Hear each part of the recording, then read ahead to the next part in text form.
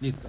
Está por llegar mi buen amigo Joan. Hoy tenemos a un muchacho que nos va a venir a hablar de la existencia de Dios. Eh, Él es teísta, así que no es una especie de debate lo que vamos a hacer ni nada por el estilo, pero sí es importante eh, saber, ok, aquí está. Saluditos Joan, ya te voy a mandar la solicitud. Listo. Hermanito Joan, ¿cómo estás? ¿Me escuchas? Hola, ¿cómo vas? ¿Tú me escuchas bien ahí? Sí, perfecto. Sí, sí, te escucho bien. Hola. Hola, ¿cómo vas? ¿Cómo te ha ido? Todo bien, todo bien. Me di cuenta de vos por un live que había unos tipos que estaban hablando de psicología. Sí. Sí. Cuénteme más o menos de qué era ese live. Sí, bueno, estábamos hablando en Fax, una página llamada Fax, Ujú. sobre la relación de la psicología con el cristianismo, con la fe puntualmente, si era compatible, si no era compatible, qué enfoques de la psicología se podían aplicar al cristianismo, y este tipo de cosas. Entonces, así se desarrolló el live en su momento. Y sobre eso, y sobre eso charlamos un buen rato. Ujú. Cuénteme, Joan, ¿cuál es básicamente un poco de tu historia? Háganos un resumen de toda incluyendo la cosmovisión, ¿ya? Sí, yo soy cristiano de cuna, por decirlo de alguna manera. Sin embargo, me vengo a meter en el tema de la apologética hace alrededor de 6 años. Hace 6 años más o menos vengo haciendo apologética en mi canal de YouTube de Opinión y Pensamiento. Aquí en Instagram últimamente he arreciado un poquito más con el tema de la apologética.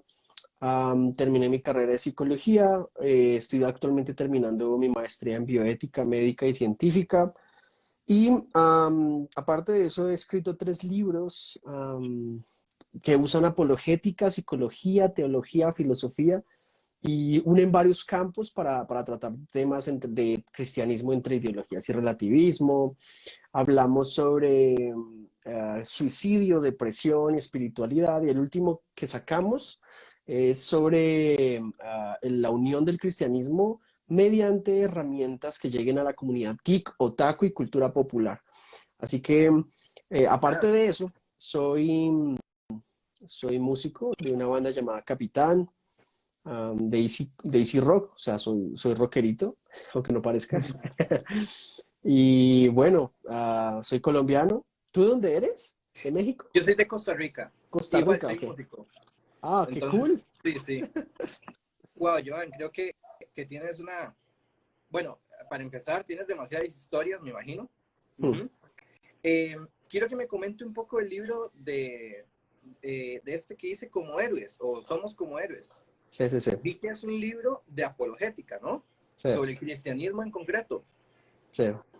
Sí, Como Héroes es un libro que busca usar los arcos argumentales o las estrategias argumentales que se suelen usar en los cómics, en el manga, en las películas, en la cultura popular.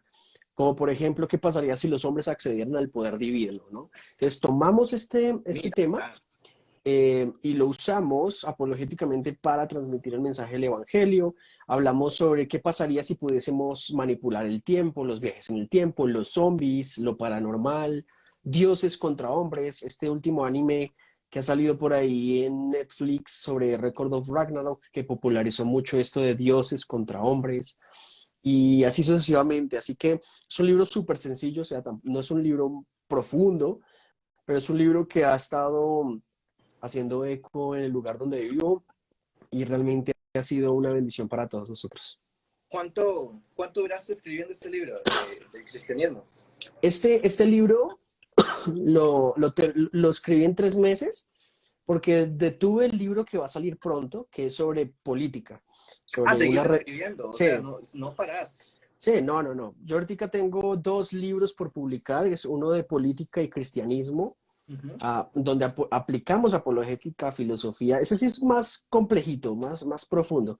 Y ujú. tengo uno sobre una aventura épica, en donde es una historia, pues una narración, una historia como así medio medieval y así cositas así. Pero como héroes solo fueron 3 meses y fue muy disfrutable, como te digo, es un libro muy sencillo de leer, fue sencillo de escribir, lo disfruté muchísimo y ya estamos por sacar el otro, así que hay que seguir escribiendo y bueno, aparte de eso, pues los papers que estamos escribiendo para algunas revistas científicas de otros temas diferentes, así que Claro. trabajamos en varias cosas.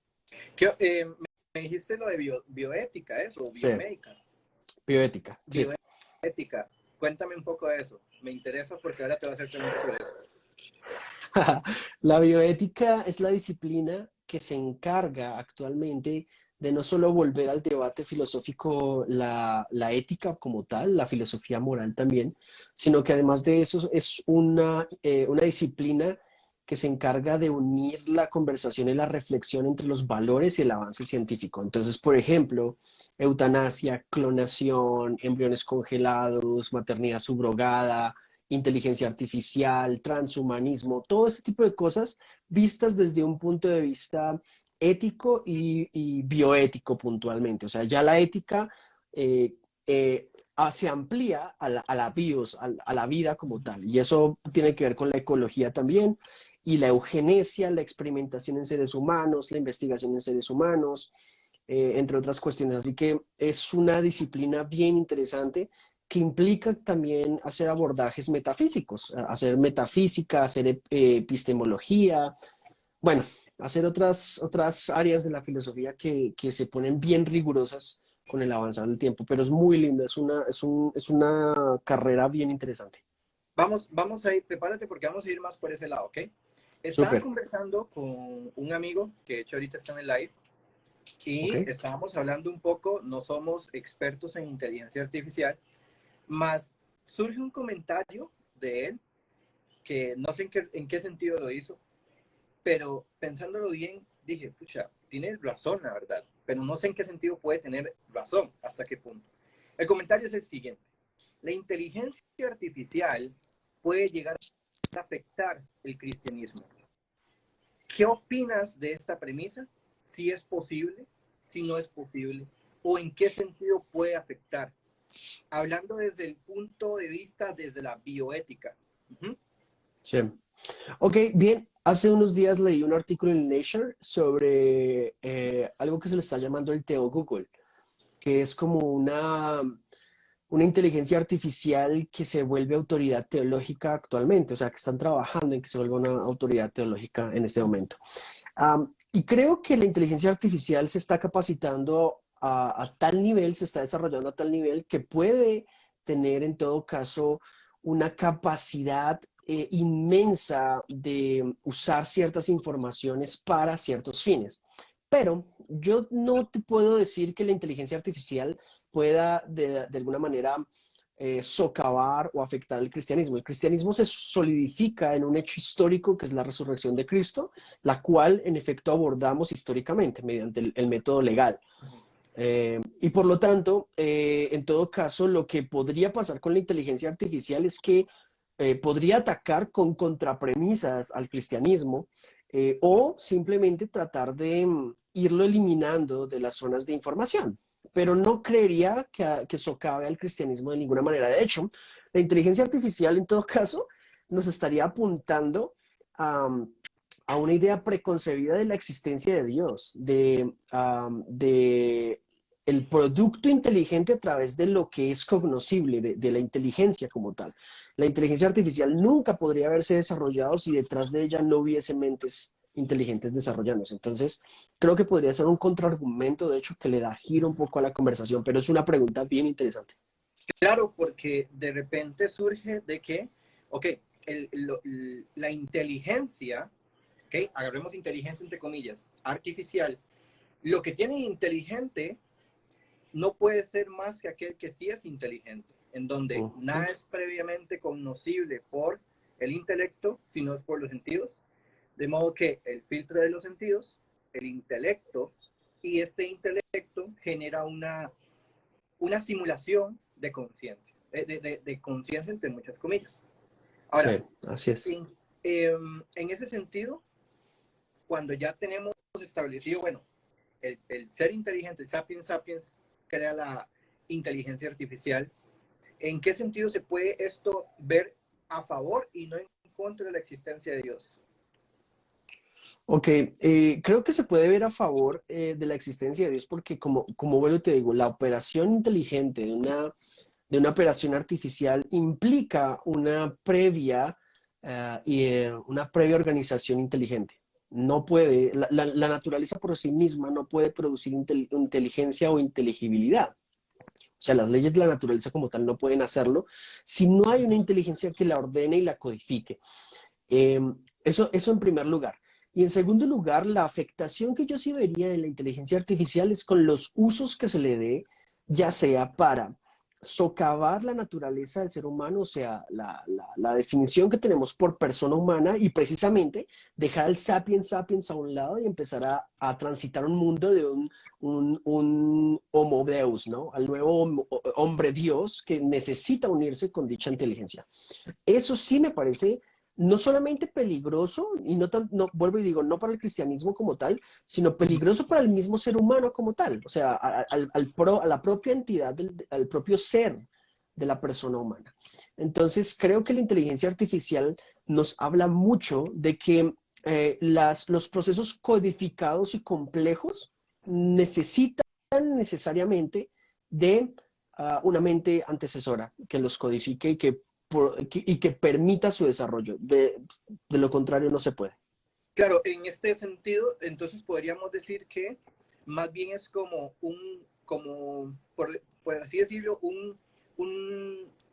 una cereza más al pastel con el argumento de la razón, a favor de la razón. Mm. Por ejemplo, el que abarca William Lane Craig, el que abarca C.S. Lewis en varios libros. Sí. ¿Crees que más bien esto es como, bueno, ya como plasmar eh, fácticamente y casi que una manera palpable? Bueno, es que esto es lo que podemos crear de conciencia, entre muchas comillas, pero no es más que Ujú. aquel que sí es consciente. Exact, Entonces, exactamente. con esas premisas, entendiendo, digamos, que me encanta la frase que dice Manuel Carreira, que no es de él, pero digamos, la popularizó aquí, dice, ningún proceso físico, químico, te va a hacer un salto de verdad, belleza, bien. Y de hecho yo creo que es un gran Ujú. talón de Aquiles, porque yo no sé hasta qué punto la gente piensa que la inteligencia artificial es una mente, porque yo veo totalmente imposible ver cómo en algún momento puede abarcar el sentido de verdad o de Sí. empatía o algún tipo de sentimiento. Por ejemplo, unas declaraciones que fueron intrigantes, no me acuerdo que ahorita la inteligencia artificial de un robot que dice, bueno, es que el momento más feliz de mi día, el momento más feliz de mi vida fue el primer día que me crearon, algo así es. Yo, bueno, ¿cómo puedes sentir felicidad? Entonces, en ese sentido, ¿vos crees que la inteligencia artificial llegue a jugar como algo engañoso para el observador en decir, no, es que tiene una conciencia, pero no son más que simples algoritmos y que nosotros a eso le atribuimos un cierto grado de personalidad? Sí, mira, creo que me afilio mucho al punto en el que terminas respecto a que una inteligencia artificial en todo caso está programada precisamente para parecerse al ser humano, ¿sí? A tal punto que la línea entre uno y otro sea difusa. De hecho, se prevé que para el test de Turing se pueda desarrollar en el 2030 más o menos para revisar si la inteligencia artificial por fin pudo sobrepasar esa línea difusa entre ser humano y persona. Perdón, ser humano y inteligencia artificial. Eso es lo primero. Lo segundo que yo te diría es que aparte del argumento de la razón que se expone desde Craig y desde Lewis y otros, yo diría que hay dos argumentos muy poderosos detrás de esto. Y el primero es el argumento sobre la aplicabilidad de las matemáticas, sobre por qué las matemáticas es un mundo abstracto que requiere de la mente para hacerlo lógico, uno. Y dos, el argumento de la relación mente-información. Porque la información por sí sola no puede crear cosas. O sea, la información por sí sola, sin organizador, no puede hacerlo. Esto no lo digo yo, sino que de hecho los más importantes matemáticos de nuestra época lo han aceptado. Entonces, el fenómeno, porque la mente es un fenómeno que debe verse desde la metafísica, no podemos comprobarlo meramente desde la naturaleza o desde una pregunta científica, debe desarrollarse con el contexto informativo que hay alrededor.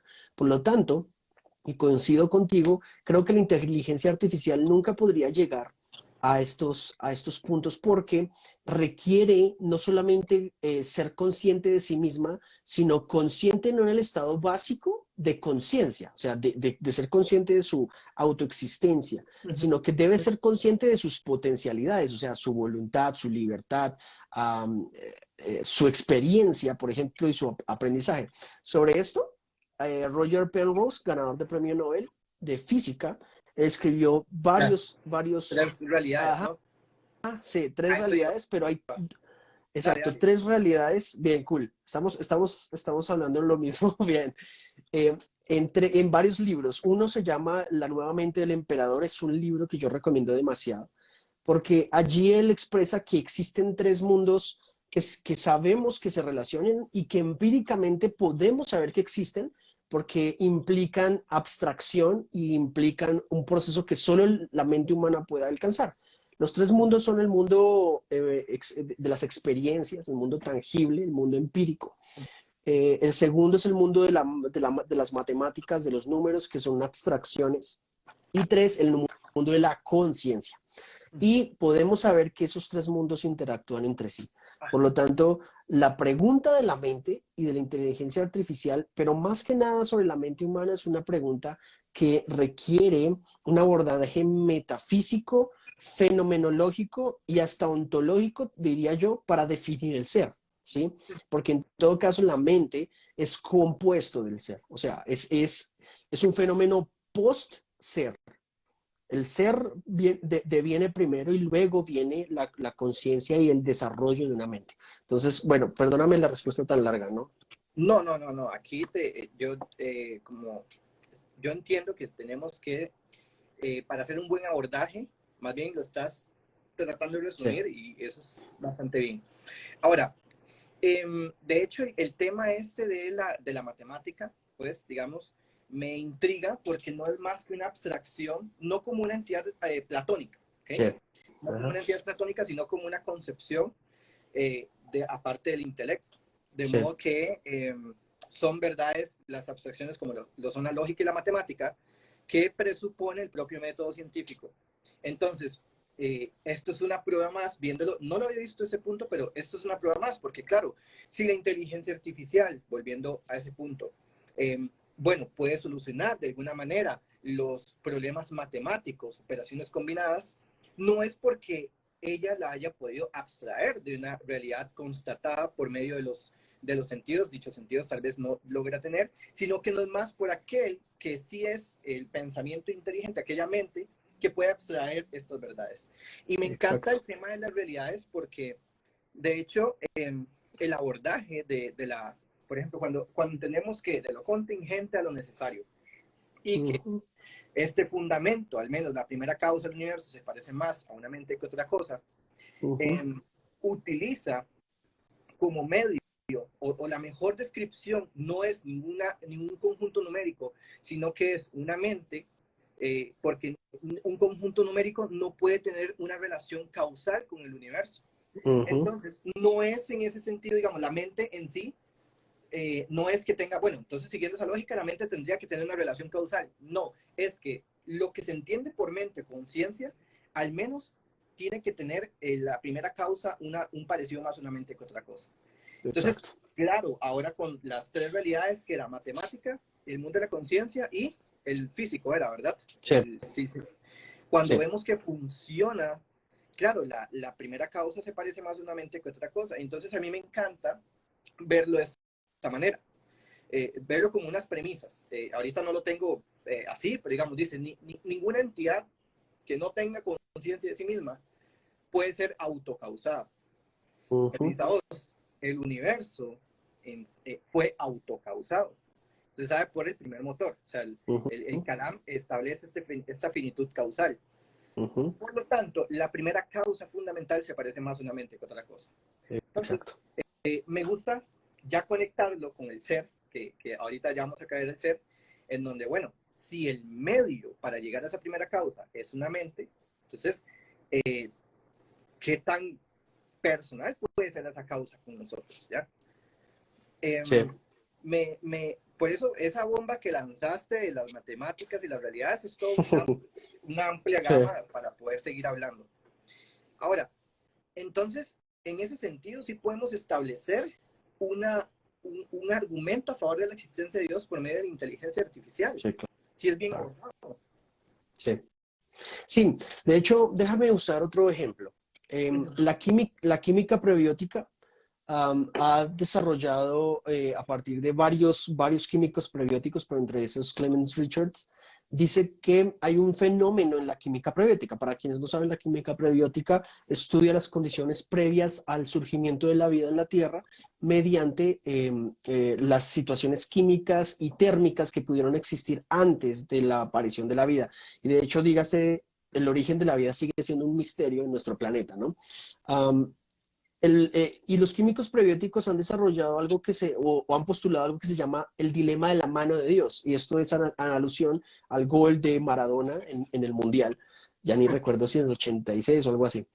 Y el tema es que ellos dicen y ellos mencionan que sin mencionar puntualmente una explicación teísta, porque es algo que ellos no quieren recurrir, mencionan que entre más el investigador incurre en intervenir la supuesta aleatoriedad y reorganizarla para que pueda producir avances significativos en el origen de la vida, más se asemeja esto al dilema de la mano de Dios, ¿sí?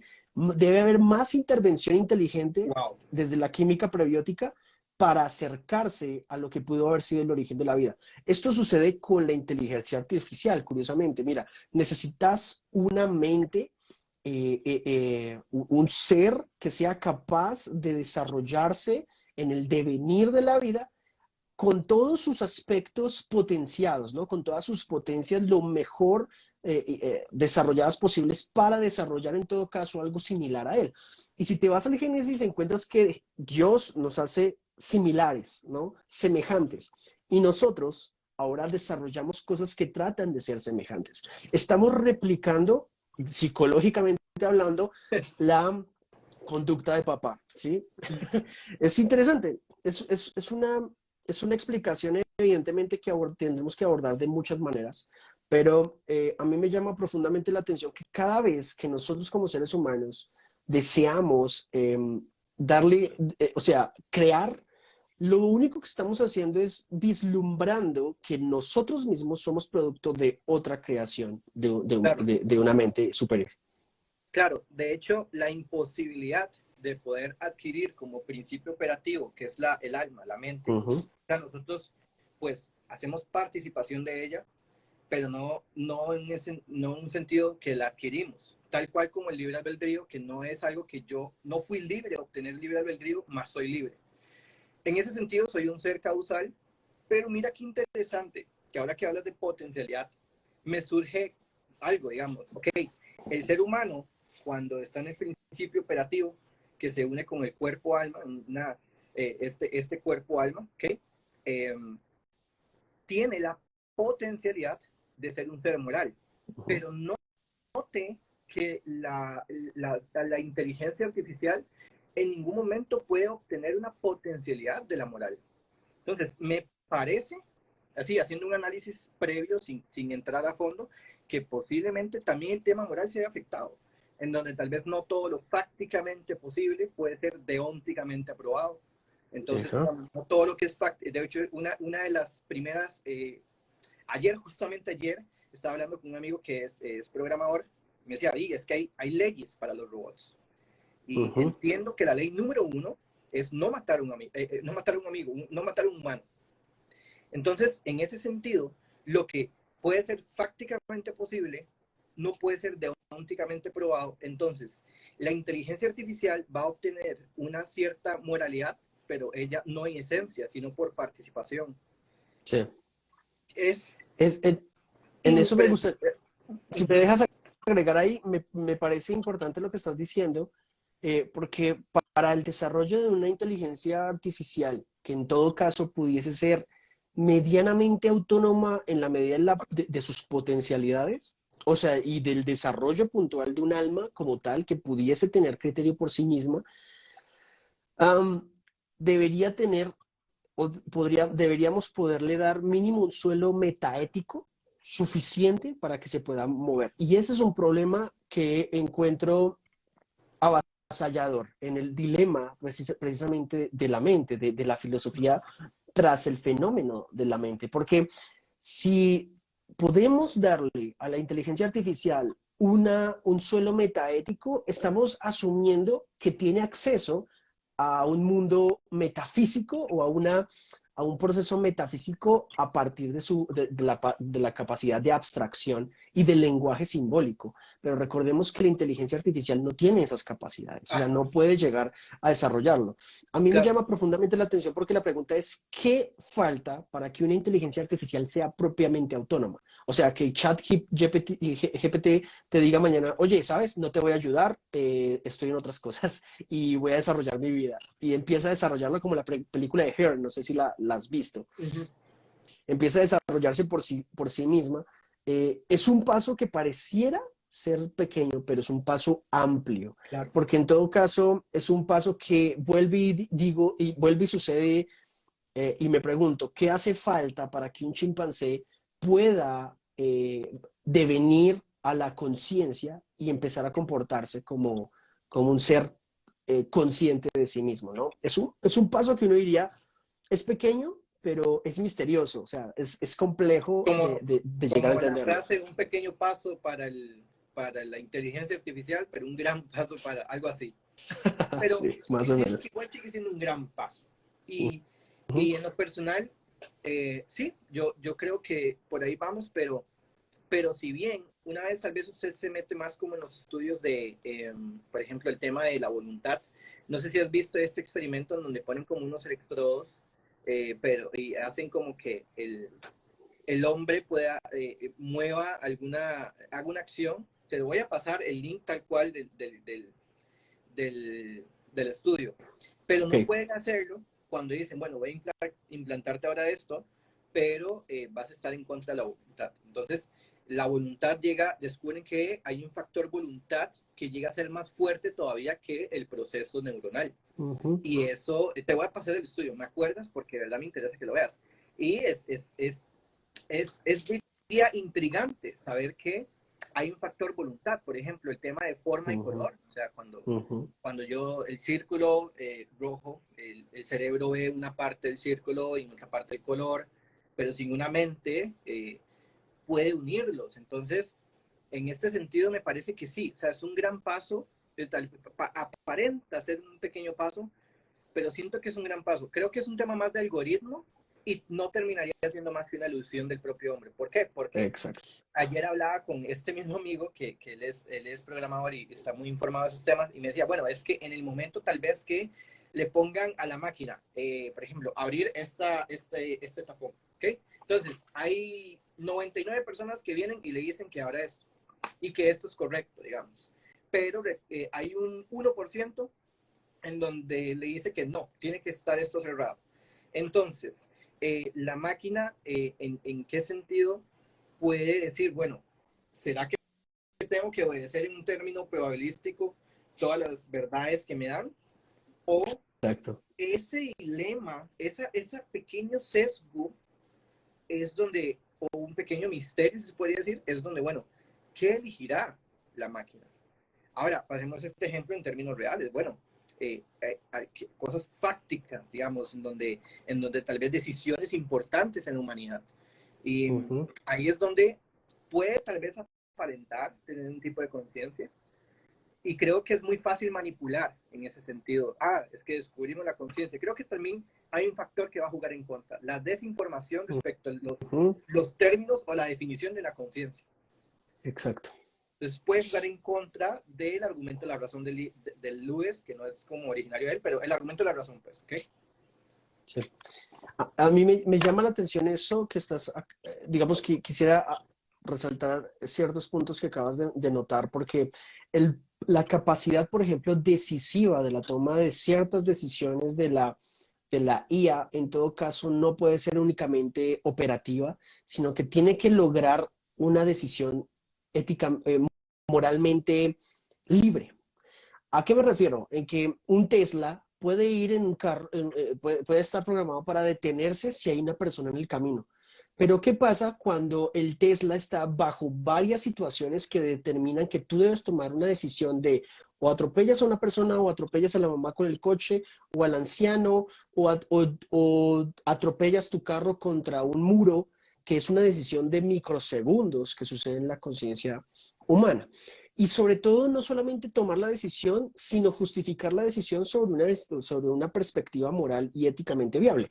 Y por eso la bioética se hace tan interesante, porque no es simplemente el reflexionar el por qué es algo correcto o no, sino abordar y tomar herramientas de la filosofía que me parecen hoy están viniendo a ser muy importantes. La metafísica, la ontología, la axiología, la misma ética como tal, la lógica puntualmente también, que son cosas que creo que se han ido olvidando con el tiempo y que creo que en todo caso, al volver a tomar la filosofía como la base de todas estas ciencias, nos van a permitir desarrollar una interdisciplinariedad mucho más profunda y llevar procesos de reflexión mucho más amplios. Ahí es donde viene la pregunta. El tema no es tener miedo al avance científico, por ejemplo, de la IA o de otros avances. El problema no es ese, o conocerlos, sino el problema es qué hacer con ese conocimiento y cómo usarlo, en virtud de qué, con el objetivo de qué y con cuál fin, ¿verdad? Una cosa es que la IA la usemos, por ejemplo, eh, para, para reorganizar nuestro correo, nuestro mail o hacer ciertas búsquedas más rápidas. Pero otra cosa muy diferente, por ejemplo, para usar la IA para quitar soldados o naves no tripuladas para generar ataques masivos a población. Entonces, este tipo de variables nos genera una gran vertiente, una gran caída, una pendiente resbaladiza que pues, nos toca reflexionar profundamente.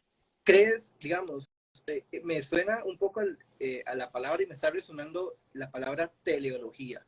O sea, que el fin teleológico, digamos, de la inteligencia artificial llega nuevamente a depender de ese creador que en esencia seríamos nosotros. Uh -huh. Ahora, es interesante porque si bien esto jamás se puede meter en la metafísica del dios aristotélico tomista, pero sí puede en sí tener, bueno, mira que esta inteligencia artificial tendría una especie de, no bondad ni nada así, pero por participación. Tendría una teleología, pero si no es participada por aquel que la... O sea, el típico es potencialmente, pero no hay una potencia, sino es por un ser en acto. Uh-huh. En ese sentido me intriga demasiado. Nunca había visto una potencialidad de esto ser un argumento a favor de la existencia tal como de Dios en cuanto al ámbito tal vez de la creación.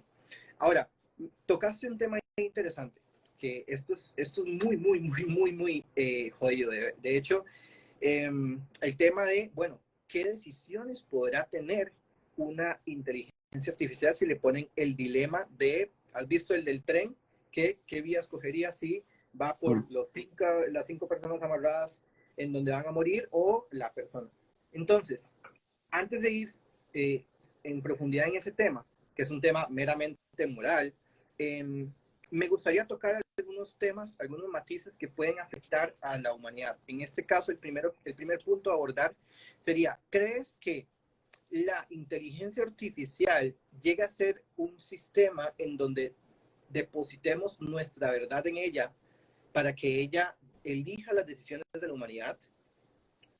Y entonces, si la ética está sobre las manos de ella y esta empieza a ser otros tipos de verdades en cuanto éticas, deónticas, ¿crees vos que al humano depositar la confianza en la inteligencia artificial llegue a afectar o llegue a generar un gran relativismo moral porque la objetividad estaría ya sobre la IA y no sobre los valores morales objetivos?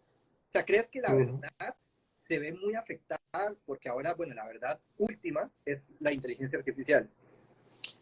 Sí, esa es una pregunta bien gacha, bien amplia, porque esto nos implica tener que irnos a varias vertientes, ¿no? La naturaleza de la verdad, el compromiso moral con los valores morales objetivos, por ejemplo, y los deberes morales objetivos, entre otras cuestiones. Pero yo te diría que el problema es que la IA no puede reemplazar al hombre sobre la base de lo que el hombre debe hacer, ¿sí? La IA debe ser en todo caso un desarrollo auxiliar al ser humano y no de reemplazo del mismo. Ahí es donde creo que está la dificultad, ¿no? Porque en efecto sería más fácil quitar a los jueces que tenemos en las cortes y poner a una IA con ciertos parámetros y quitar el problema de la corrupción, por ejemplo. O sea, quitaríamos varias cosas, pero suscita otro problema. Y es que la IA en todo caso estaría alimentándose preconcebidamente de una vertiente ética con la cual se le enseñó, ¿sí? Se le ha enseñado. Mira que estos días vi un video, no sé si realmente es verídico, no me puse a revisarlo, pero es muy posible. Una chica le pregunta a Alexa que quién es Jesús de Nazaret y le dice, Alexa le responde como, bueno, eso dependerá de qué quieras saber y de dónde naces y todo el rollo. Ella misma le pregunta a Alexa quién es Buda y le da la definición de Buda y quién es Buda. ¿Quién es Krishna? Y le dice quién es Krishna, pero no le dice quién es Jesús, o sea, le dice, eso va a depender de quién sea, ¿sí? Y qué interesante, porque si bien podría ser ficticio, cualquier persona que hubiese preprogramado a la IA está preestableciendo preestableciendo ciertas conductas o ciertas decisiones de la IA que no son propias de ella, sino las ha ido desarrollando con el tiempo. Entonces, mientras tú más alimentas a la IA, como lo decías con el tarrito que tenías ahí, más va a ir desarrollando el hecho de que si hay más solicitudes, por ejemplo, respecto a cierta acción, esa acción puede ser mayormente correcta. O si alimentas a la IA con cierta información, la IA en todo caso asumirá que las cantidades determinan la veracidad y la relación con la verdad y la abstracción de la misma. Entonces sí creo que es un gran problema reemplazar el proceso que el hombre tiene que hacer y que puede hacer en virtud de sus potencialidades y no de la IA. Diderot decía que la ética, el problema de la ética es eso, que está disponible para todos. Y sin un telos sería ininteligible. Me llama poderosamente la atención porque, digamos, si esto fuera la inteligencia artificial y todos estos son 5 personas con cosmovisiones diferentes, la inteligencia artificial estuviera en un asunto probabilístico de, o bueno, o ser programada por personas que tengan valores morales objetivos o que tengan un cierto relativismo respecto a la moral y nuevamente hagan potencialmente una falsa moral, no solamente ilusoria, sino que actúe bajo el relativismo de ellos. En ese sentido, siento que el proceso del desarrollo es una apuesta. O la relativizamos o le ponemos los valores morales objetivos, ¿ya? Ese es un paso que me parece a mí, y hablábamos un poquito de mi libro de Comoherbes, que creo el cine ha venido anticipando de alguna manera. O sea, el cine juega un papel pseudoprofético en algunas cuestiones, ahora no en todas, pero sí en algunas. Terminator. Exacto, por allá voy. O sea, ¿cuál es la posibilidad o la probabilidad de que la IA en todo caso se convierta más bien en la personalidad de quien la creó? ¿Sí? O sea, ¿a ti quién no te dice que la IA que unifique ciertos estados globales o ciertos mecanismos globales no sea con exactitud el fiel reflejo de una sola persona? ¿Verdad? Y esto es bien interesante porque de hecho, esa toma de decisiones éticas podemos ver cómo ciertas operaciones psíquicas propias del hombre, propias del fenómeno de la mente del hombre, juegan a favor o en contra de ciertas decisiones. Por ejemplo, la llamada decisión salomónica, que nos recuerda dicha decisión respecto a Salomón, dos mujeres, el conflicto del bebé, que es una que la otra, y Salomón para probar de quién era el bebé, Salomón dijo que le iba a partir a la mitad y cada uno va a tener su parte. Ujú. Entonces, reemplaza a Salomón por la IA. Qué interesante porque la IA tendría que tener la capacidad no solamente de relacionarse con el mundo, sino de hacer una lectura emocional del mundo.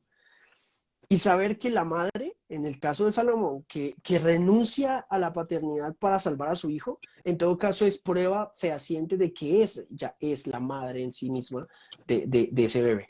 Entonces, son muchos aspectos que creo no puede acceder la IA porque en todo caso tiene que acceder voluntariamente al mundo de la abstracción, al mundo de la conciencia y evidentemente pues al mundo material y tomar esos tres mundos y equilibrarlos de forma cognoscible y autónoma.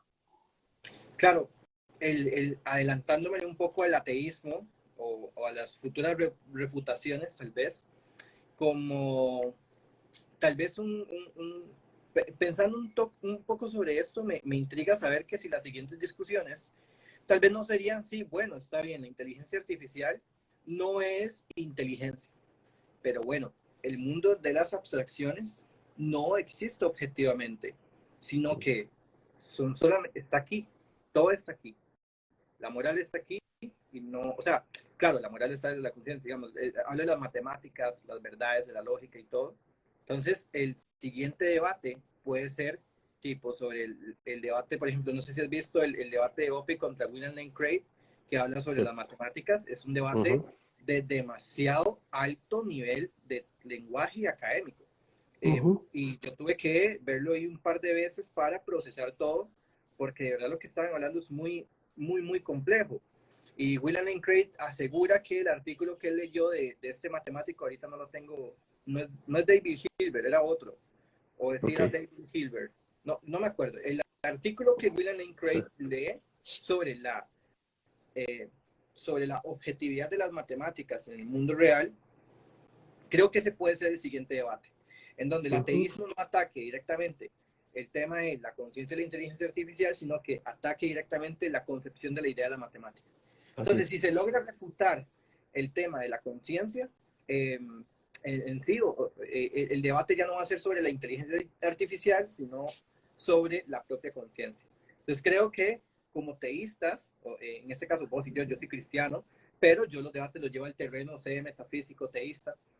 Entonces, en Sí. este caso, creo que la preparación como tiene que ser en este lado, porque me suena que más tiene que ser por este lado. Es que no veo otra vía, digamos, desde un escéptico poder tratar de refutar eh, la IA. O sea, ya está, ya, ok, está bien. Un buen filósofo ateo te dice, nada es previamente conocible por el intelecto, sino es conocido por los sentidos, Aristóteles. Uh-huh. Pero un buen filósofo de alto nivel, bueno, no va a llevar la conversación ahí porque sabe que el terreno no va a estar a su favor, sino que lo va a llevar más a la concepción de las ideas como la matemática. Y creo que ahí Uh-huh. es el gran debate que va a surgir unos 5 o 10 años después. Sí, creo que de ahí creo que tú estudias filosofía, ¿verdad? Creo que tú estudias filosofía o eres filósofo. Estudio filosofía. Uh-huh. Bueno, imagínate, creo que en unos años, y es lo que yo he venido viendo, los filósofos han dejado de pensar únicamente en esa filosofía de la ciencia y han empezado a ampliar otra vez sus espectros respecto a la metafísica, ¿no? A mí, según mis lecturas y mis investigaciones, he encontrado que los aspectos metafísicos se han ido eliminando por el clásico naturalismo metodológico y ciertas líneas que creo han reducido la realidad a un mecanicismo y a un biologicismo muy sencillo, muy simplón. Y creo que ahí está un debate importante porque demostrar lógicamente que el ser humano a partir de la abstracción puede usar o acceder a una realidad no física como el mundo de los números, que es objetivamente real, creo que es clave. Y lo segundo que es clave, en efecto, y en esto estamos absolutamente concretos, digamos, estamos como en la misma línea, es el mundo de la conciencia. Y la filosofía de la mente y de la conciencia es una de las filosofías más difíciles que mínimo yo he tenido que acceder a ella, pues no solo por la psicología, sino también porque me parece que estudiar la conciencia humana, en todo caso, no tiene una única respuesta real, pero eleva la probabilidad de que una sola sea la respuesta más plausible respecto a una precisión teísta, ¿no? Y es lo que hemos venido como hablando un poquito, así que me afilio mucho a esa posición. No me acuerdo si fue Parménides que decía, bueno, hemos encontrado la conciencia, tu victoria será tu derrota. Y esta frase es intrigante porque, Sí. claro, estás igual, o sea, tienes una presuposición que sin eso no hay, no hay cientificismo. De hecho, la posición cientificista es una posición filosófica, donde presupone los dos conceptos, nuevamente, la matemática y la lógica, para poder realizar sus, pro, sus demostraciones. Ahora, en la medida que el fisicalismo tenga a favor o en contra argumentalmente, creo que también puede afectar la conversación de los futuros debates de la matemática. ¿Por qué? Porque el fisicalismo en efecto es materialista en su pura expresión, pero si vos lees si alguien que se adentre un poquito, que lea un poquito de libros, yo te puedo dar algunas citas, creo que hay alguna tal vez pueda presentarte, que definitivamente el origen tiene que ser no físico, no tiempo, no espacio, nada. Entonces, en ese sentido, cuando ya entiendes que la materia no es necesaria y el universo no es necesario, en la medida que el fisicalismo pierda su credibilidad, el argumento saber más a favor de los teístas con respecto a la mente que desfavorecido. Exacto. Así es. Así es. Y creo que tocas otro. Yo me estoy formando en eso actualmente, ¿no? Tampoco en eso no puedo decir que tenga ciertos conocimientos, pero, por ejemplo, la filosofía del tiempo aquí también implica un esfuerzo de abstracción y de reflexión profundo, ¿no? Porque, en efecto, cuando hablamos de fisicalismo necesitamos hablar también de ciertas relaciones con el tiempo y por qué, por ejemplo, en el caso que yo postulo, y me adhiero mucho a la posición de Penrose, es que solo puedes explicar el mundo material a través del mundo de la realidad inmaterial, debido a que en la realidad inmaterial aparece el fenómeno de la mente, ¿no? Y en el fenómeno de la mente solamente es posible que el ser mismo, a través de la mente, pueda crear materia. O sea, el no ser pues no puede producir el ser. O sea, no se puede, no, mínimo hasta el día de hoy no encuentro una fórmula lógica que lo permita, ¿no?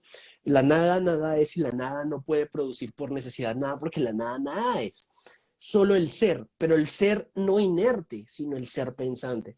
Entonces, de allí que creo que también la filosofía del tiempo, revisarla sería bien interesante porque el tiempo no afecta a la objetividad, por ejemplo, de ciertos conceptos como la moral y las matemáticas. O sea, si el tiempo afectara a estas dos realidades, a estos dos mundos, en todo caso, estarían dentro del tiempo y por lo tanto serían limitados. Entonces, ese sería otro aspecto interesante a revisar en algún otro momento. Me llama la atención, de hecho, eso va un poco más como por la objeción que he hecho en un debate. Yo paso debatiendo en TikTok con personas que, cero académicas, digamos, pero trato de alguna Ok. manera llevar el mundo académico, cuesta muchísimo, pero siempre la objeción, y me acuerdo que esta objeción fue cuando estaba empezando, y me decían, bueno, está bien, yo te acepto una primera causa, me decía, pero ¿cómo justificas el salto de lo no material a lo material? Y la respuesta, al menos la vía más, la salvación del teísmo sería más que nada por las vías de Tomás de Aquino, porque a través de ahí se infiere una cierta personalidad, atributos, sin asumirlos previamente. Eh, porque, digamos, la respuesta de William Lane Craig, al menos aparte que yo sigo en muchos aspectos a William Lane Craig, dice, la respuesta es bueno, el salto de lo no material a lo material, el salto de lo no temporal a lo temporal, no es más, eso, así se entiende la causa personal. Y yo, ok, me parece que en ese aspecto, esa pregunta de lo no material a lo material, me parece que como teístas hay que de verdad abordar un poco más el onus probandi, que es la carga de la prueba. Ujú. Me Sí, parece que sí. sí es un poco más, eh, me parece irresponsable fundamentarte el, un fundamento, una primera causa, pero que dicho fundamento no te lo pueda lograr probar en la demostración como una causa personal. Y creo que ahí muchos teístas fallan. Entonces, Ujú. eh, metafísicamente, o sea, en la medida que el fisicalismo, bueno, ya entendemos que sí, hay una realidad inmaterial, no todo es materia. Bueno, ahora hay que justificar, no en términos físicos, sino metafísicamente, que la primera causa sí es más personal que otra cosa. Por ejemplo, Exacto. vuelvo a que ninguna entidad puede ser eficientemente causada si no es consciente de sí mismo. Entonces, en ese sentido, creo que sí se puede fundamentar, pero pero sí me queda un vacío, no, no me queda el vacío, pero sí, sí a veces queda un vacío el tema del teísmo con respecto a esa primera causa. Es interesante ese punto. Me haces recordar a los escritos de Ed Tyron. Él es un científico de los 60, si no estoy mal, que publicó en el Nature, eh, que de alguna manera se han venido descubriendo y otros científicos como James Tour han logrado también acceder digamos, a ese nivel probatorio de las fluctuaciones cuánticas que son previas al universo, a la materialidad del universo. Y me llama mucho la atención porque yo no soy científico, o sea, hay ciertas jergas científicas que no entiendo y que tengo que revisar y revisar y revisar para comprenderla. Y lo que me parece impresionante es que estas fluctuaciones cuánticas tienen una serie de características, no recuerdo todas, pero en este momento recuerdo, la primera es que no son propiamente materiales, dos, pueden crear lo material. Y este estudio que actualmente se está desarrollando a través de ciertos científicos está llevándonos precisamente a esa situación, ¿no? A que desde la inmaterialidad, ¿cómo podría ser un salto, ¿no? En la creación o en la gran singularidad para producir lo que es cognoscible. Y ese es un tema que creo que se estará desarrollando poco a poco, pero que en todo caso la apelación a la mente superior no es una apelación de un dios de los huecos, sino por la evidencia que ya tenemos, no por la que no tenemos, que sería el dios de los huecos, sino por Claro, la que ya tenemos. claro. Sí, porque sería como una falacia ignorante, digamos. Ujú. Y eso es un peligro para el teísmo, para al menos Ajá, a mí. Dios de los huecos, no. Si analizas a profundidad el Dios de los huecos, puede ser un ataque muy fuerte realmente. total. Pero como todo tiene un pero, vos lees el universo desde la nada de Lauren Krauss y sabes que el tema de la nada al que se refiere, tipos de nada, o sea, en sí solamente es un tipo de fluctuación cuántica en donde presupone energía y materia. Uh-huh. Ujú. Pero en última instancia, por ejemplo, David Berlinski reconoce también que el universo no puede ser necesario. O sea, toda la cosmología de hecho apunta que no es necesario el universo como tal. Entonces, Ujú. en última instancia, sí es una creación ex nihilo, digamos. Exacto. Y este Manuel Carreira, que yo le he leído varios libros, en un libro que se llama Metafísica de la Materia, él explica este salto, él es un físico, ya sé, él este salto no tiene otra palabra, no es de una perspectiva humana más que creación. O sea, el término racional es creación. Entonces ahí, eh, a mí me parece inteligente como William Lane Craig abarca, bueno, él entiende bastante bien eso. Entonces, claro, este término de creación, claro, William Lane Craig luego le pega el ajuste fino, luego le pega la teleología, el tema de la mente, el argumento desde la razón, la moral. Entonces, claro, a partir de ahí ya se puede inferir que esta creación se parece o tiene ciertos términos eh, deterministas en cuanto a la creación. Y aquí vamos a otro tema interesante. Te voy a lanzar una bomba. Mira, Okay. Joan, la otra vez me dijeron, bueno, yo te acepto las 4 leyes fundamentales, que de hecho Alexander Vilenkin dice, si estas leyes no pudieron ser es que no tuvieron una tablilla para ser escritas. Bueno, ¿quién hizo estas leyes? ¿Por qué están en armonía, digamos? Bueno, todo bien. Si estas leyes son la descripción previa de la realidad, significa esto que el universo es determinista. Pero ¿hasta qué punto es determinista? Porque entonces si es determinista nos afecta a nosotros directamente. ¿Crees vos que hay algo que se ve afectado respecto a la teleología del universo con el libre albedrío del de el ser consciente? ¿O es Es todo una un debate? sí, es todo un debate, pero yo digamos que conozco desde un punto de vista un poco más sencillo el modelo de Vilenkin, de Board, Good y Vilenkin, ¿no? Que son los tres principalmente. Um, y, y me afilio al hecho de que Vilenkin se hace una pregunta que me parece estratégica, sin embargo él no la aborda, ¿no? Porque no es una pregunta científica como tal. Y él dice, ¿en qué tipo de tablas están escritas estas leyes si, si la mente precede a la orden, o sea, a la codificación como tal, que es lo que más o menos hemos venido desarrollando aquí? Y en este caso me parece a mí que podríamos, o yo te diría, creo que tendríamos que unir aspectos como, por ejemplo, la teoría de la zona antrópicamente, las zonas antrópicas del universo y puntualmente la zona antrópica de nosotros que permite la vida y no solo la vida como tal, o sea, la vida orgánica unio pluricelular, sino la vida ya inteligente, ¿no? ¿Qué posibilidad había de que esa vida se desarrollara en este espacio antrópicamente privilegiado? Entonces yo creería que en ese caso es un debate mucho más amplio, o sea, se amplía el espectro porque creo que antes de eso tendríamos que hablar precisamente del tiempo. Creo que el tiempo de hecho, es fundamental para entender si el universo en todo caso es determinista en ese aspecto o no lo es. Pero creo, en todo caso, que la mejor explicación de todo lo que hemos venido hablando es en la forma de una mente inteligente, una mente que codifica, que ajusta y que a partir de las causas secundarias puede generar vida en el universo. Entonces, creo que la teleología en todo caso no está Involucrada. involucrada, pero sí se ve indirectamente fortalecida por los hallazgos que estamos encontrando hoy por hoy, que son muchísimos. Ahí te hablé de química prebiótica, por ejemplo.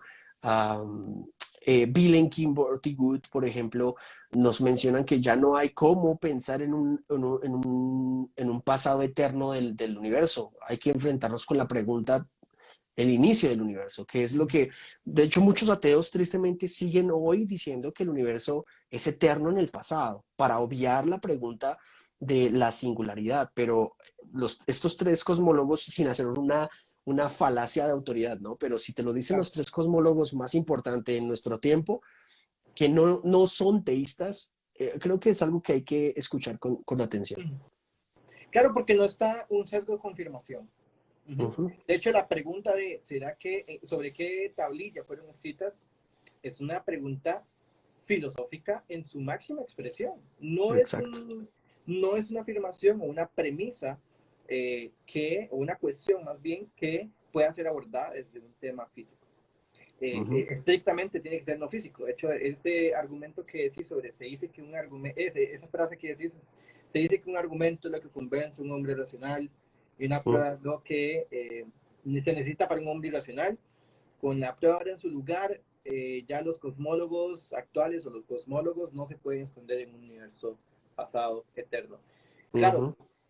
entiendes que el teísmo es muy fuerte porque en Tomás de Aquino no depende de esto. En Tomás de Aquino se desarrolla sobre un contexto de un universo eterno. Sí. Es su base. Cuando él dice el filósofo, se refiere a Aristóteles. Y Aristóteles pensaba que el universo era eterno, pese a todos sus errores, que los primeros motores, así. Tomás de Aquino toma lo bueno, y aún así no pasa por alto el tema de, no es que pasa por alto, pero digamos, es una causa jerárquica que sostiene todo lo demás. Que aún así, si mañana el teorema de Borges-Virenque vienen y lo refutan, el teísmo se ve fuertemente apoyado por una causa jerárquica. Porque si no existiera ahora, digamos, en ese sentido, me llama mucho la atención. Yo igual estoy escribiendo un libro. Sí, y, igual yo hago un ejemplo en donde trato de aclararlo. Digamos, tengo una bombilla y el tipo va y busca, quiere apagar la bombilla desde la extensión, desde el interruptor. Pero entonces viene otro y le dice, ¿qué estás haciendo? ¿No es que tienes infinitas extensiones y no vas a poder llegar al interruptor? Y le hace, no, pero es que la bombilla está prendida. Y si está prendida es porque hay un interruptor. El equivalente de la bombilla encendida sería el hoy. Entonces, efectivamente, si hay un hoy, aún así el teísmo no se ha afectado por un universo eterno. Ahora, me intriga mucho el tema de, bueno, volviendo al tema del determinismo. El tema del determinismo me llama la atención que yo siempre lo respondo de esta manera. El universo es determinista hasta el ser causal. O sea, el ser causal seríamos nosotros. Entonces, el universo es determinista hasta que existe un ser causal. Entonces, ahí el argumento va más que nada como defendiendo el argumento del libre albedrío. ¿Qué opinas de eso? No, me afiliaría, y creo que tú eres mucho más experto en esa área. Es un área que creo que manejas mucho mejor que yo por mucho. Y me afiliaría a esa posición no solo porque beneficia al teísmo, sino porque me parece lógicamente consistente en la medida en la que es una pieza que le da fundamento a la zona antrópicamente privilegiada en la que estamos, ¿sí? Precisamente por esa determinación de la cual mencionas. Entonces me parece fundamental que ese universo determinista empieza desde la fundación del ser, desde el ser y hasta un ser como el de nosotros. Y me parece, y me llama profundamente la atención porque lo encuentro supremamente, le encuentro sentido, le encuentro propósito, le encuentro lógica y le encuentro razón de ser al final de cuentas, ¿no? Claro, y eso se ve fortalecido, ve como todo se llega a conectar y sin querer realmente, porque no estamos planeando nada. Esto ha surgido muy... De hecho, esta conversación ha sido más elevada de lo que yo pensaba, sinceramente. Ahora, me llama la atención porque, claro, el teísmo se puede fortalecer sobre los argumentos del libre albedrío, más que nada en precisamente el tema de la intencionalidad. Ahora, igual volvemos a lo mismo con el tema moral. O sea, igual, o sea, si yo hago una afirmación genuina, pues estaría violando el propio determinismo. Entonces, ¿qué valor tendría una teoría o un artículo determinista si no presuponemos de antemano que el autor es libre para crear ese propio documento? Exacto.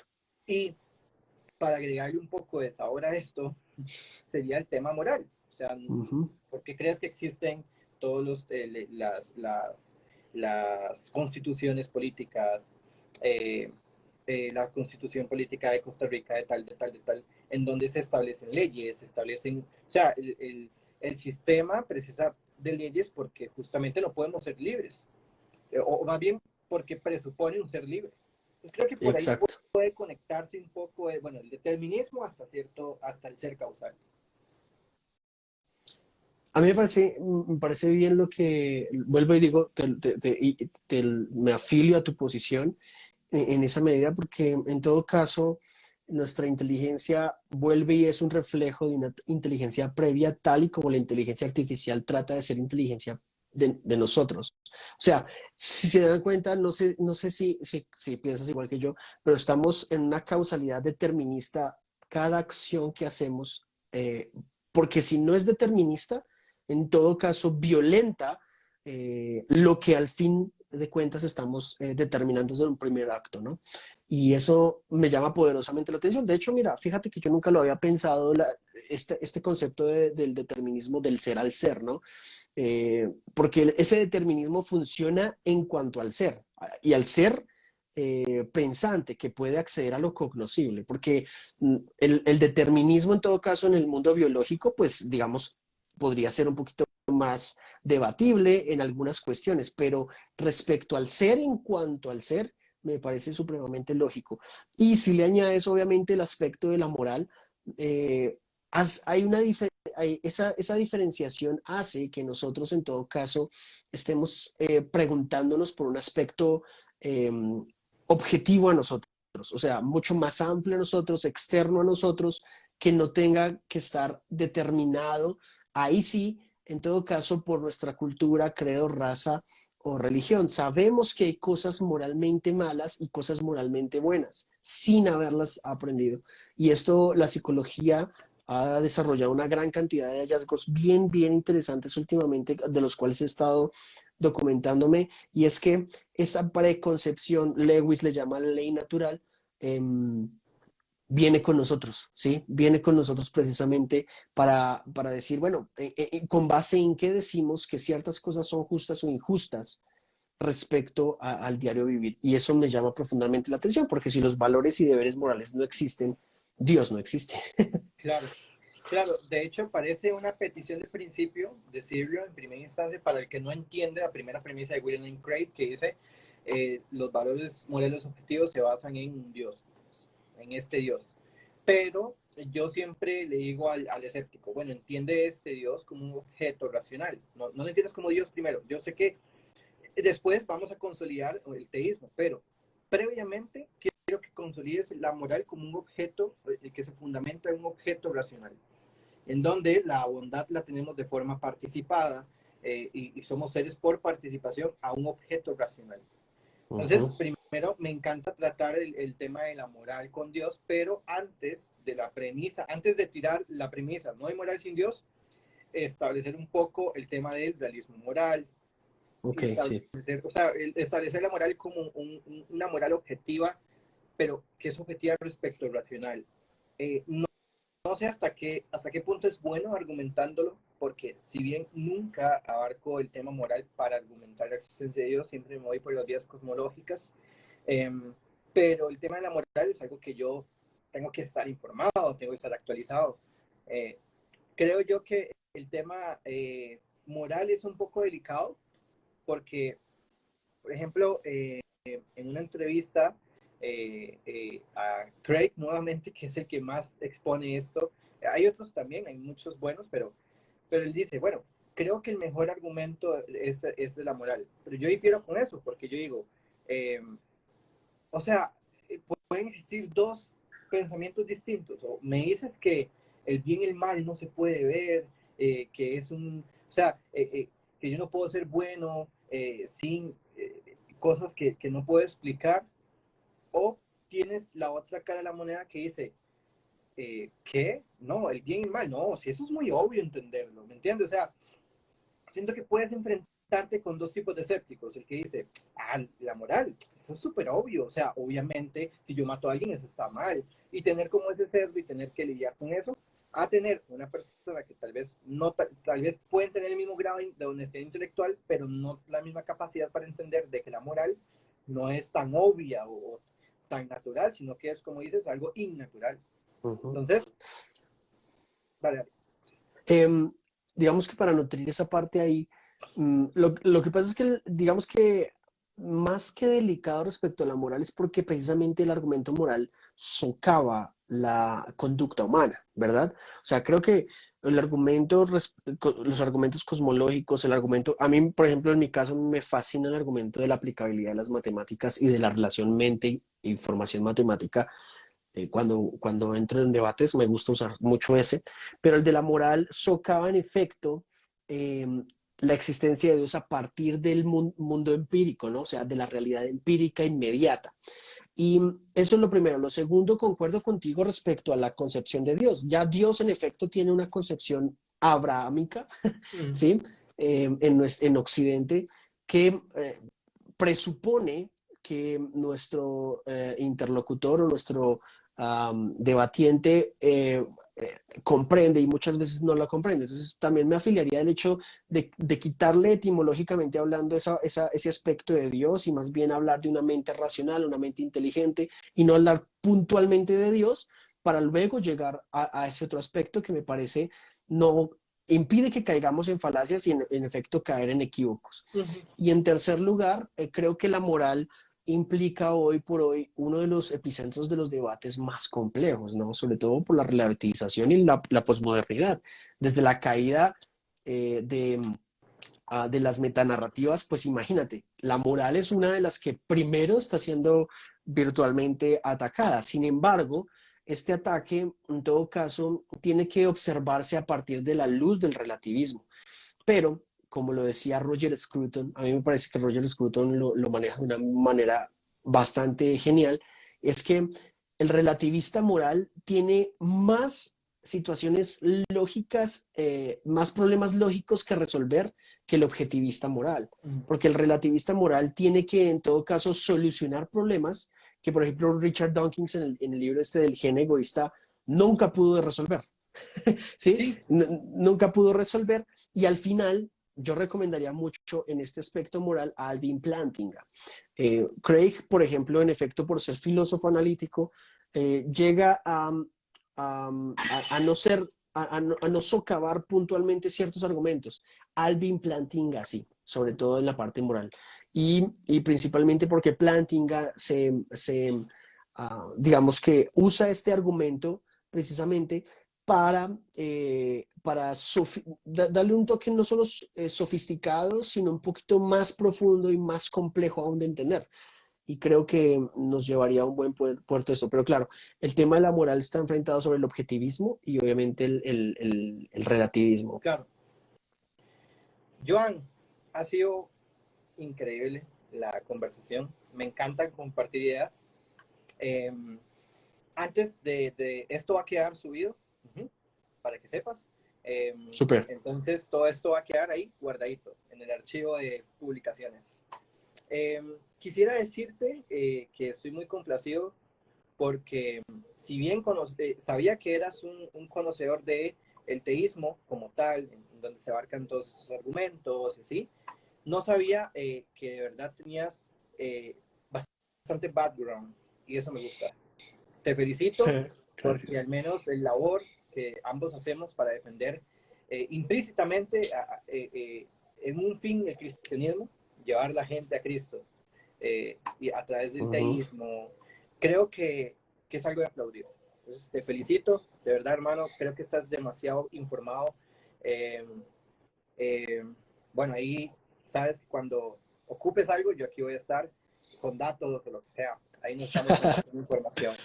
Para cerrar, me gustaría que me dijeras cuál es el argumento que crees más convincente a favor de la existencia de Dios. Si tuvieras ya mismo que decirme, no vas a desarrollarlo, vas a decirme cuál crees que es el mejor argumento a favor de la existencia de Dios. Ok, antes de darte eso, te quiero dar las gracias y devolverte las felicitaciones porque mm, conozco muy pocos estudiantes de filosofía que aún subsisten en la fe. Sí, así que te felicito porque es muy difícil encontrar ese tipo de estudiantes hoy por hoy. Así que te felicito porque manejas muy buenos conceptos, muy bacano. Bueno, para el argumento, yo menciono siempre el de las matemáticas.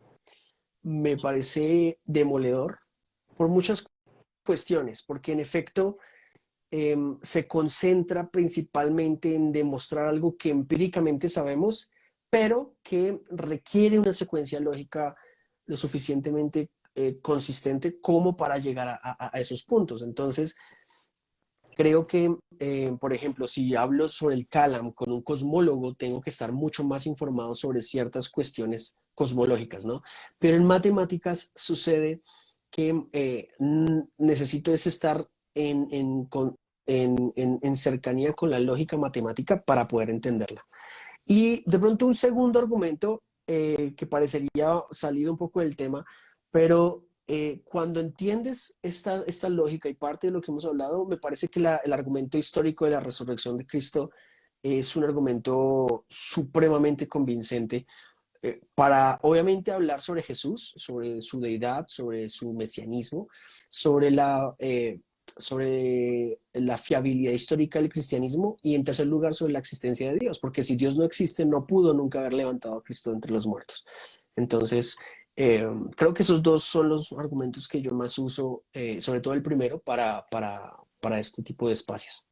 Claro, para no quedarme con las ganas de tal vez compartirte un poco el mío, Dale. miras que me voy más, bueno, para terminar de detallar el tema de la resurrección, que es otra bomba que lanzaste ahí, creo que el tema de la Trinidad también es algo Uf, importantísimo, que la filosofía, un término metafísico, digamos, se preocupa para solucionar el problema de la Trinidad. Y eso es algo que, o sea, el cristianismo como tal, como filosóficamente, no en cuanto a la filosofía cristiana, digamos que es defendible filosóficamente con el objeto formal quod de la filosofía, y en términos arqueológicos históricos creo que está súper completo. O sea que yo perfectamente te puedo abarcar un argumento a partir de el cristianismo, digamos, y no recurrir del deísmo.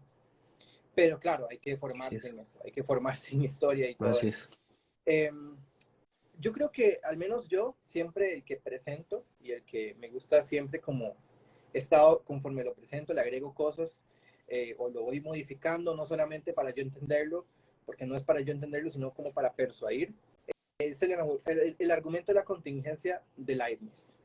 Ok, Me gusta abarcarlo, coqueteo un poco con el tema de la matemática, porque establezco el fundamento necesario que es más parecido a una mente que otra cosa, pero requiero de las entidades inmateriales. Entonces, a partir de ahí coqueteo un poco, no profundizo, como tal vez lo harías vos, en el tema del argumento de las matemáticas. Pero, pero creo que al menos yo siempre uso eso. Otro que me parece terriblemente importante son las vías de Tomás. Eh, Sin embargo, como hay que tener algunos términos que el escéptico tiene que tener potencia, acto primero, acto puro, esencia, substancia, ujú, usia, todas estas cosas no. Creo que sí, creo que es un poco más comercial el tema de si se podría como categorizar el tema del argumento de las matemáticas, o contingencia, o lo más fácil de llevar académicamente a lo secular. Entonces creo así que es. comparto mucho el tema de eso. Eh, bueno, no, increíble, Joan. Algo que, proyectos, algo que quieras decir antes de terminar para despedirte. Bueno, pues invitarlos a todos, obviamente ya que me das el espacio a mi canal de opinión y pensamiento en YouTube, ahí hago varias cositas. Posiblemente, pues obviamente si me lo permites, quiero subir esta conversación porque creo que no pensé tampoco que tuviésemos que hablar a ese nivel, sinceramente. Como te digo, o sea, no es porque no hubiese creído, sino porque muy pocas veces me encuentro con personas tan lúcidas para hablar de estos temas, ¿verdad? Y a veces uno quisiera hablar de estos temas tan complejos, pero el interlocutor a veces no entiende o no la capta, entonces uno se retiene. Así que creo que hoy pude desahogarme filosóficamente también en la conversación y quiero llevarla a opinión y pensamiento, así que me pueden seguir en mis redes sociales, ahí estamos haciendo varios trabajos y nada, ahí yo subo mis adelantos de mis libros, de mis videos, de mi música, que es otra parte de mi vida muy importante. Así que bueno, a ti gracias por el espacio y por la conversación que estuvo interesantísima. Claro, hermano, decirte que, bueno, muchas gracias. ¿Cuántos años tenés? Tengo 29, este año ya cumplo 30. Ok, yo tengo 22. O Ah, sea, soy cool, cool. un niño a la par tuya. Oye, ya estás terminando tu carrera, me imagino. No, no, no, no. Todavía me falta. De hecho, hoy estaba ya por matricular, porque estoy en formación ya, pero mi futuro, mi sueño es ser doctorado, poder Ok. ser doctorado, y ese es como un sueño que siempre he tenido. Maestría, licenciatura, todo eso es parte del proceso. De hecho, Bueno, ujú. ahorita para terminar mi maestría en bioética, me gustaría hacer una maestría o un doctorado en filosofía, de hecho. Mm, Estoy pensándolo bastante wow. bien. Estoy entre eso o en neuropsicología. Pero Wow. bueno, eso será tema para otro momento. Me intriga, ahí te tengo que escribir el privado. Así que bueno, voy a estar compartiendo tu canal. Si llegas a subir el video como me dijiste, yo ahí lo voy a estar compartiendo, claro, y Vale. poniendo tu link. Así que bueno, Joan, un gustazo, hermano, que pases una buena noche y bueno, y feliz día a los que estén escuchándonos. Gracias, adiós, Sonra, y Bueno, nos vemos en la próxima. Chao. nos vemos, hermano.